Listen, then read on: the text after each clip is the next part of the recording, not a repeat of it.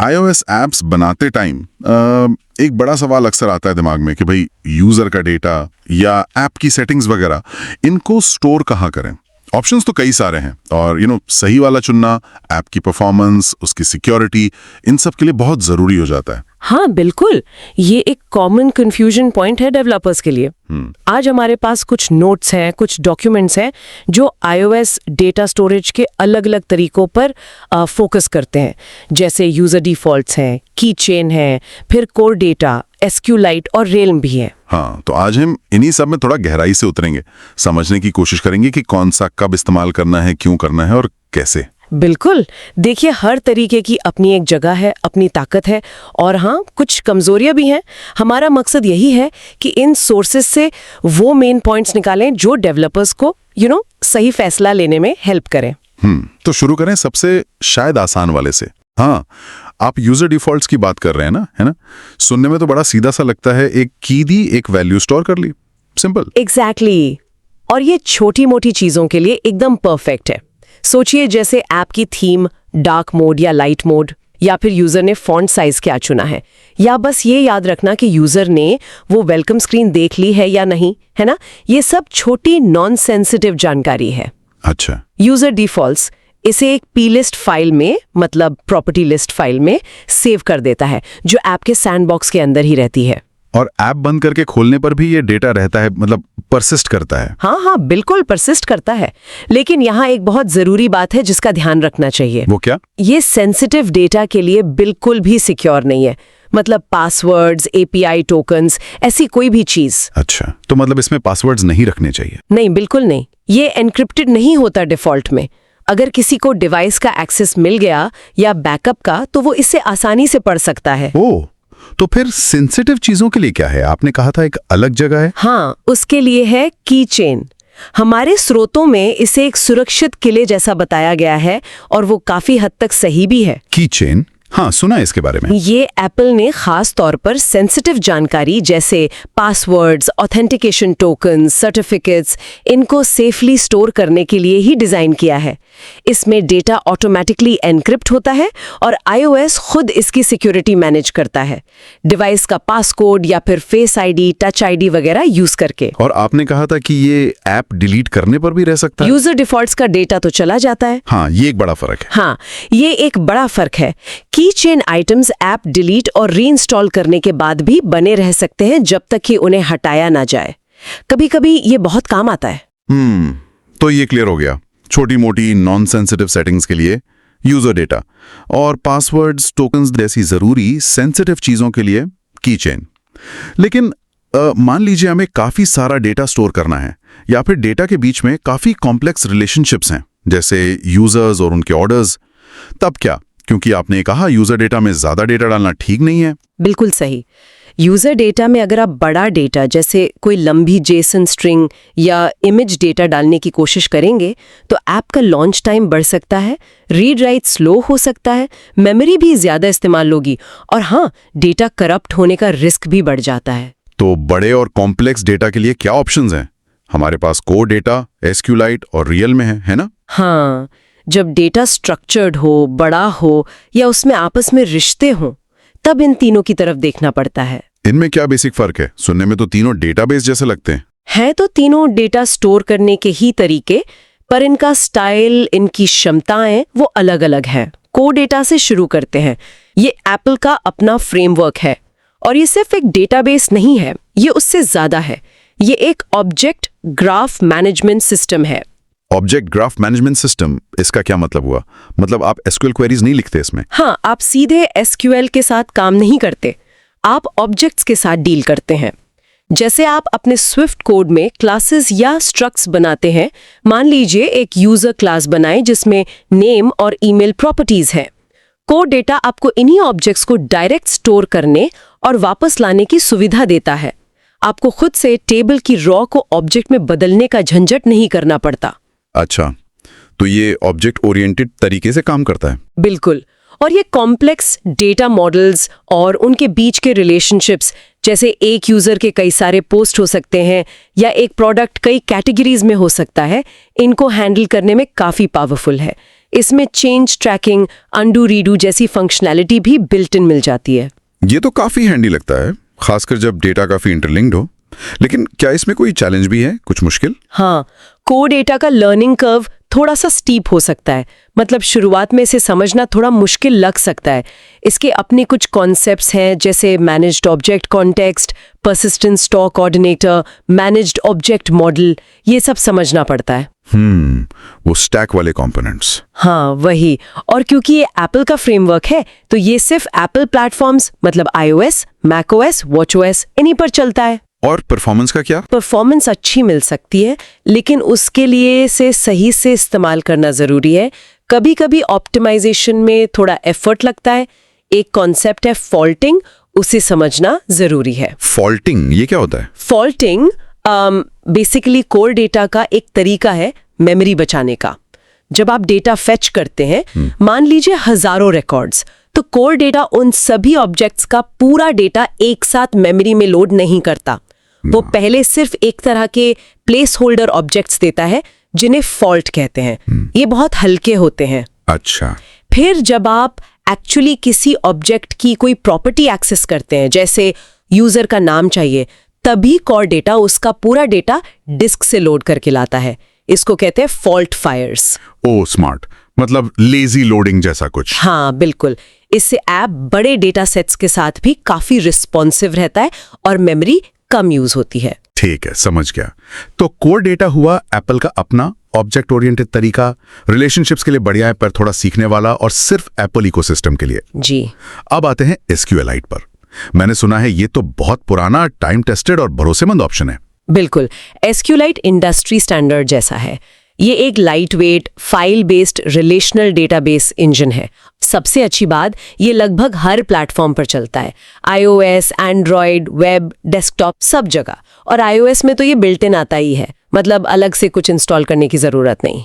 और इसमें core data की तरह ऑब्जेक्ट्स नहीं होते, SQL लिखते हैं। हाँ, इसमें आप सीधे SQL क्वेरीज के साथ काम करते हैं, टेबल बनाते हैं, कॉलम डिफाइन करते हैं, और फिर SQL कमांड्स यूज करके डेटा डालते, अपडेट करते या पढ़ते हैं। पूरा कंट्रोल अपने हाथ में। एग्जैक्टली। अगर आपको SQL पर पूरा कंट्रोल चाहिए और आप टेबल्स, रॉज, कॉलम्स के साथ कंफर्टेबल हैं, तो SQL बहुत अच्छा ऑप्शन हो सकता है। तो इसके फायदे क्या हुए कोर डेटा के मुकाबले, कंट्रोल के अलावा? एक तो परफॉर्मेंस, क्योंकि बीच में कोई एक्स्ट्रा एब्स्ट्रैक्शन लेयर नहीं है। रॉ SQL अक्सर काफी तेज हो सकता है, खासकर अगर आप क्वेरीज को अच्छे से ऑप्टिमाइज करते हैं। दूसरा बड़ा फायदा है क्रॉस प्लेटफॉर्म। आप वही डेटाबेस फाइल अपने iOS ऐप, एंड्रॉयड ऐप और शायद बैकएंड में भी शेयर कर सकते हैं। और नुकसान? यकीनन कुछ तो होंगे। नुकसान ये है कि आपको बहुत सारा बॉयलर प्लेट कोड खुद लिखना पड़ता है। SQL क्वेरीज लिखना, एरर हैंडलिंग करना, डेटाबेस से मिले रॉ डेटा को अपने स्विफ्ट या ऑब्जेक्टिव सी ऑब्जेक्ट्स में मैप करना, ये सब मैनुअल काम है। इसमें ऑब्जेक्ट रिलेशनशिप्स, चेंज ट्रैकिंग जैसी चीजें आपको खुद इंप्लीमेंट करनी पड़ती हैं। कोर डेटा ये सब खुद संभाल लेता है। और वो माइग्रेशन वाला पार्ट, जब ऐप अपडेट होता है और डेटाबेस का स्ट्रक्चर मतलब स्कीमा बदलता है, SQLite में वो कैसे होता है? हाँ, वो भी मैनुअल है। कोर डेटा में तो हल्के फुल्के बदलावों के लिए ऑटोमेटिक माइग्रेशन का ऑप्शन है, जिसे लाइटवेट माइग्रेशन कहते हैं। लेकिन SQLite में आपको खुद SQL कमांड्स जैसे ऑल्टर टेबल, ऐड कॉलम वगैरह लिखकर पुराने डेटाबेस को नए स्कीमा पर अपडेट करना होता है। मतलब वर्जन कंट्रोल खुद करना पड़ता है। हाँ, आपको डेटाबेस का version number pragma user version use करके खुद ट्रैक करना पड़ता है, और ऐप लॉन्च पर चेक करके जरूरी माइग्रेशन स्क्रिप्ट्स चलानी होती हैं। ये थोड़ा मुश्किल और एरर प्रोन हो सकता है, खासकर अगर स्कीमा में बड़े बदलाव हों। लेकिन SQLite की परफॉर्मेंस की बात हो रही थी। हाँ। आपने वॉल मोड का जिक्र किया था, वो क्या है? हाँ, वॉल मतलब राइट अहेड लॉगिंग। ये SQLite का एक ऑपरेशनल मोड है। नॉर्मली जब SQLite में कुछ लिखते हैं तो वो पहले एक रोल बैक जर्नल फाइल बनाता है और फिर मुख्य डेटाबेस फाइल को बदलता है। इससे कभी-कभी रीड ऑपरेशंस ब्लॉक हो सकते हैं। वॉल मोड में राइट्स पहले एक अलग .vol फाइल में लिखे जाते हैं, अपेंड होते हैं। रीडर्स तब भी पुरानी स्टेबल डेटाबेस फाइल से पढ़ते रहते हैं। बाद में एक चेक पॉइंटिंग प्रोसेस के जरिए वॉल फाइल के चेंजेस मुख्य डेटाबेस में मर्ज कर दिए जाते हैं। इसका फायदा ये कि राइट्स तेज हो जाते हैं क्योंकि सिर्फ एक फाइल में अपेंड करना होता है। और सबसे बड़ा फायदा, रीडर्स और राइटर्स एक दूसरे को ब्लॉक नहीं करते। इससे कॉन्करेंसी बेहतर होती है और ऐप ज्यादा रिस्पॉन्सिव फील होता है, खासकर जब बैकग्राउंड में लगातार छोटे छोटे राइट्स हो रहे हों। ये तो काफी यूजफुल फीचर लगता है। ठीक है, तो एसक्यूएल हुआ उनके लिए जिन्हें एसक्यूएल कंट्रोल चाहिए, क्रॉस प्लेटफॉर्म जाना है और परफॉर्मेंस पर बारीक कंट्रोल चाहते हैं, पर इसमें मैनुअल काम ज्यादा है। अब तीसरा ऑप्शन रेल्म, इसके बारे में क्या खास है? श्रोता इसे मोबाइल के लिए खास तौर पर बना एक मॉडर्न डेटाबेस कह रहे हैं। हाँ, रेल्म का अप्रोच थोड़ा अलग है। ये भी कोर डेटा की तरह ऑब्जेक्ट ओरिएंटेड है, मतलब आप ऑब्जेक्ट्स के साथ ही काम करते हैं, लेकिन इसे ग्राउंड अप मतलब शुरू से ही मोबाइल प्लेटफॉर्म्स की जरूरतों को ध्यान में रखकर बनाया गया है। ये ओपन सोर्स है और क्रॉस प्लेटफॉर्म भी है। स्विफ्ट, कॉटलिन, जावा, रिएक्ट नेटिव, फ्लटर, डॉटनेट सब सपोर्ट करता है। तो ये कोर डेटा से कैसे अलग है? वो भी तो ऑब्जेक्ट स्टोर करता है। रेल्म में क्या नया है? रेल्म की कुछ बहुत खास बातें हैं। पहली, इसका एपीआई अक्सर कोर डेटा या एसक्यूएल रैपर से ज्यादा सिंपल और क्लीन माना जाता है, कम कोड में काम हो जाता है। दूसरी और शायद सबसे बड़ी खासियत है लाइव ऑब्जेक्ट्स और zero copy architecture. Live objects मतलब? इसका मतलब है कि आपके रेल्म ऑब्जेक्ट्स या क्वेरी से मिले रिजल्ट्स वो हमेशा डेटाबेस की लेटेस्ट स्टेट को दिखाते हैं। अगर बैकग्राउंड में डेटा बदलता है तो आपके वेरिएबल में मौजूद ऑब्जेक्ट या रिजल्ट लिस्ट अपने आप अपडेट हो जाएगी। आपको मैन्युअली रिफ्रेश या रीफेच करने की जरूरत नहीं है। अरे वाह, मतलब डेटा हमेशा लाइव रहता है। हाँ, और ये यूआई को अपडेटेड रखने के लिए बहुत पावरफुल है। आप बस डेटा पर ऑब्जर्वर लगा दीजिए और जैसे ही डेटा बदलेगा आपको नोटिफिकेशन मिल जाएगा। ये तो कमाल है। और जीरो कॉपी का मतलब है कि जब आप रेल्म से डेटा एक्सेस करते हैं तो वो मेमोरी में डेटा की एक्स्ट्रा कॉपी नहीं बनाता, वो सीधे मैप्ड मेमोरी से डेटा रीड करता है। इससे परफॉर्मेंस काफी तेज होती है और मेमोरी का इस्तेमाल भी कम होता है, खासकर बड़े डेटा सेट्स के साथ। इंटरेस्टिंग। तो परफॉर्मेंस में ये कोर डेटा और एसक्यूएलाइट से बेहतर हो सकता है? कई कॉमन मोबाइल यूज केसेस में रेल्म वाकई बहुत तेज पाया गया है। ये अपना खुद का कस्टम स्टोरेज इंजन यूज करता है, एसक्यूएलाइट पर नहीं बना है। और क्या ये क्रॉस प्लेटफॉर्म है? आपने शायद बताया था। हाँ, ये इसका एक और बड़ा प्लस पॉइंट है। आप अपना डेटा मॉडल एक बार डिफाइन करके उसे iOS और एंड्रॉयड दोनों नेटिव एप्स में यूज कर सकते हैं। और इसका एक और फीचर है शायद, रियल्म सिंक। वो क्या है? रेल्म सिंक इसकी क्लाउड सिंक्रोनाइजेशन सर्विस है जो MongoDB एटलस उनकी क्लाउड डेटाबेस सर्विस के साथ इंटीग्रेटेड है। ये आपके डिवाइस के लोकल रेल्म डेटाबेस और क्लाउड के बीच डेटा को ऑटोमेटिकली रियल टाइम में सिंक करता है। ऑफलाइन फर्स्ट एप्स बनाने के लिए ये बहुत ही पावरफुल टूल है। डेटा अपने आप सिंक होता रहता है, कॉन्फ्लिक्ट रेजोल्यूशन भी हैंडल हो जाता है। सुनने में तो रेल्म बहुत ही बढ़िया लग रहा है। तेज, live objects, cross platform, auto sync. क्या इसमें भी कोई कैच है, कोई चैलेंज? देखिए, हर टेक्नोलॉजी के अपने ट्रेड ऑफ्स होते हैं। रेल्म के साथ एक बात ध्यान रखनी होती है कि इसके ऑब्जेक्ट्स और इंस्टेंस थ्रेड कन्फाइंड होते हैं। थ्रेड कन्फाइंड मतलब आप एक थ्रेड पर फेच किए गए रेल्म ऑब्जेक्ट को सीधे दूसरे थ्रेड पर यूज नहीं कर सकते। हर थ्रेड को अपना रेल्म इंस्टेंस खोलना पड़ता है। थ्रेड्स के बीच ऑब्जेक्ट पास करने के लिए आपको या तो ऑब्जेक्ट की प्राइमरी की पास करनी होती है या रेल्म का थ्रेड सेफ रेफरेंस यूज करना होता है। अच्छा, तो थ्रेडिंग का ध्यान रखना पड़ता है। हाँ, और इसमें भी जब आप डेटा मॉडल बदलते हैं तो माइग्रेशन कोड लिखना पड़ता है। हालांकि ये प्रोसेस अक्सर कोर डेटा के हेवी वेट माइग्रेशन से थोड़ी सिंपल होती है। और हाँ, अगर आपको एसक्यूएल क्वेरीज लिखने का पूरा कंट्रोल चाहिए तो वो रेल्म में नहीं मिलेगा। ये ऑब्जेक्ट ओरिएंटेड तरीके से ही काम करता है। हाँ। तो अब हमारे पास एक काफी क्लियर पिक्चर बन रही है।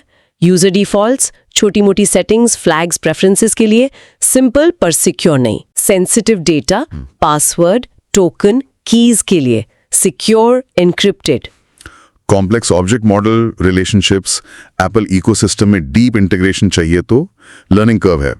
रॉ एसक्यूएल कंट्रोल चाहिए, क्रॉस प्लेटफॉर्म फाइल शेयरिंग करनी है, परफॉर्मेंस पर बारीक कंट्रोल चाहिए और मैनुअल काम करने को तैयार है तो तेज डेवलपमेंट चाहिए, लाइव ऑटो अपडेटिंग डेटा चाहिए, क्रॉस प्लेटफॉर्म नेटिव एप्स हैं या क्लाउड सिंक चाहिए तो थ्रेडिंग का ध्यान रखना होगा। बिल्कुल सही समरी है। और जैसा मैंने पहले कहा, चुनाव हमेशा आपकी स्पेसिफिक जरूरत पर डिपेंड करेगा। डेटा कितना कॉम्प्लेक्स है, सिक्योरिटी कितनी क्रिटिकल है, परफॉर्मेंस के एक्सपेक्टेशन क्या है, क्या ऐप को ऑफलाइन काम करना है, क्या क्रॉस प्लेटफॉर्म जाना है, आपकी टीम किस टेक्नोलॉजी में ज्यादा कंफर्टेबल है, ये सारे सवाल पूछने पड़ते हैं। सही बात है। अच्छा, ये तो हुई डेटा स्टोर करने की बात, लेकिन ये डेटा आप तक पहुंचता कैसे है, खासकर अगर सर्वर से आ रहा हो, और आपके अंदर ये फाइल्स वगैरह कहाँ सुरक्षित रहती हैं? हमारे पास नेटवर्किंग और ऐप सैंडबॉक्स पर भी कुछ पॉइंट्स थे। हाँ बिल्कुल, डेटा अक्सर नेटवर्क से आता है, जिसके लिए iOS में आजकल URL सेशन मेन API है। ये HTTP और HTTPS रिक्वेस्ट करने का मॉडर्न तरीका है। सर्वर से JSON फेच करना हो, इमेज डाउनलोड करनी हो या फॉर्म डेटा अपलोड करना हो। ये पुराने NS Connect लर्निंग को रिप्लेस कर चुका है और काफी फ्लेक्सिबल और पावरफुल है। ये बैकग्राउंड में भी डाउनलोड अपलोड कर सकता है। ठीक है, URL सेशन नेटवर्किंग के लिए। और वो ऐप सैंडबॉक्स वाली बात, वो क्या है? सैंडबॉक्स हर iOS ऐप के लिए एक तरह का डिजिटल किला समझ लीजिए। हर ऐप अपने एक आइसोलेटेड एनवायरनमेंट में चलता है, जिसे सैंडबॉक्स कहते हैं। इसका मतलब है कि एक ऐप दूसरे ऐप के डेटा या फाइल्स को नहीं देख सकता, नहीं उसे बदल सकता। अच्छा। और न ही वो ऐप सिस्टम के उन जगहों पर छेड़छाड़ कर सकता है जहां उसे परमिशन नहीं है। ये यूजर की प्राइवेसी और डिवाइस की सिक्योरिटी के लिए बहुत ही फंडामेंटल कॉन्सेप्ट है iOS में। तो इस किले के अंदर, मतलब सैंडबॉक्स के अंदर, ऐप अपनी फाइल्स कहाँ रखता है? मैंने डॉक्यूमेंट्स, लाइब्रेरी, कैशेस, TMP जैसे फोल्डर्स के नाम सुने हैं। हाँ, हर ऐप के सैंडबॉक्स में कुछ स्टैंडर्ड डायरेक्टरीज होती हैं जिनका अलग अलग पर्पस होता है। एक तो होता है ऐप बंडल .app। इसमें ऐप का कोड और उसके साथ आने वाले रिसोर्सेज जैसे इमेजेस, स्टोरी बोर्ड्स होते हैं। ये रीड ओनली होता है। ठीक है। फिर होती है डॉक्यूमेंट्स डायरेक्टरी। ये उन फाइल्स के लिए है जो यूजर खुद बनाता है या जो ऐप के लिए यूनिक और जरूरी होती हैं, जिन्हें बैकअप करना चाहिए। जैसे कोई डॉक्यूमेंट ऐप में बनाया गया नोट या कोई ड्राइंग, इसका iCloud बैकअप होता है डिफॉल्ट में। आती है लाइब्रेरी डायरेक्टरी। इसके अंदर दो जरूरी सब डायरेक्टरीज हैं। एक लाइब्रेरी प्रेफरेंसेस, जहां यूजर डिफॉल्ट्स की प्लेलिस्ट फाइल स्टोर होती है, इसे सीधे छेड़ना नहीं चाहिए। और दूसरी है लाइब्रेरी कैशेस। ये उन फाइल्स के लिए है जिन्हें ऐप जरूरत पड़ने पर दोबारा बना सकता है या डाउनलोड कर सकता है, जैसे नेटवर्क से डाउनलोड की गई इमेजेस का कैश। तो कैशेस वाली फाइल्स डिलीट भी हो सकती हैं? हाँ, इनका बैकअप नहीं होता, और अगर डिवाइस में स्पेस कम हो रहा हो तो सिस्टम इन्हें डिलीट कर सकता है। इसीलिए यहाँ सिर्फ वही डेटा रखना चाहिए जो दोबारा मिल सके। और TMP डायरेक्टरी बहुत ही टेम्पररी फाइल्स के लिए होती है, जिनकी जरूरत शायद ऐप के एक सेशन के दौरान ही हो। सिस्टम इसे कभी भी खाली कर सकता है जब ऐप नहीं चल रहा हो। इसका भी बैकअप नहीं होता। समझ गया। तो सही डायरेक्टरी चुनना बहुत जरूरी है। डॉक्यूमेंट्स बैकअप के लिए, कैशेस दोबारा बन सकने वाले डेटा के लिए, और TMP बिल्कुल टेम्पररी के लिए। एग्जैक्टली। और इन फाइल्स को रीड राइट करते समय परफॉर्मेंस का कैसे ध्यान रखें? कोई टिप्स? सबसे जरूरी टिप तो ये है कि फाइल IO ऑपरेशंस, मतलब फाइल पढ़ना या लिखना, कभी भी मेन थ्रेड पर ना करें। क्यों?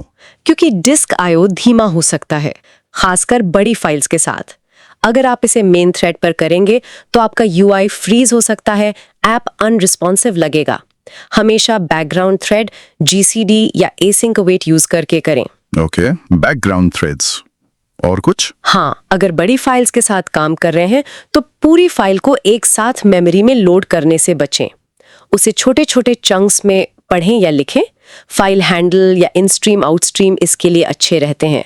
अगर बहुत सारे छोटे छोटे राइट्स करने हैं तो उन्हें बैच करने की कोशिश करें, मतलब डेटा मेमोरी में इकट्ठा करें और फिर एक साथ लिखें। इससे डिस्क पर कम हिट्स पड़ते हैं। और सही डायरेक्टरी का इस्तेमाल करना तो है ही। हाँ, कैश डेटा को कैशेस में रखना, टेम्पररी को TMP में, ये सब ऑप्टिमाइजेशन में मदद करता है। और समय समय पर पुरानी कैश और टेम्पररी फाइल्स को डिलीट करते रहना भी अच्छी प्रैक्टिस है, ताकि ऐप बेवजह स्पेस न घेरे। बहुत बढ़िया। तो हमने iOS में डेटा स्टोरेज और परसिस्टेंस के काफी सारे पहलुओं को कवर किया।